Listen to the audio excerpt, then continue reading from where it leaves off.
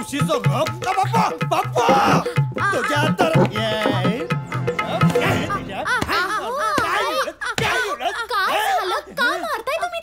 सरस्वती अरे याने काय लिहिलंय मेरा बाप चोर है. अरे ते लिहिलं असतं तर परवडलं असतं. याने बाहेर पार्टीवर लिहिलं मी 1 नंबरचा बेवडा आहे. काय त्याने तुम्हाला 1 नंबर दिला म्हणजे तो किती आदर करतो तुमचा. त्याने तुम्हाला 1 नंबरवर ठेवलंय. काय वेगळंच चाललंय. ते शुद्ध लेखन म्हणून लिहिलं. अरे शुद्ध लेखन म्हणून बाप बेशुद्धीत असतो.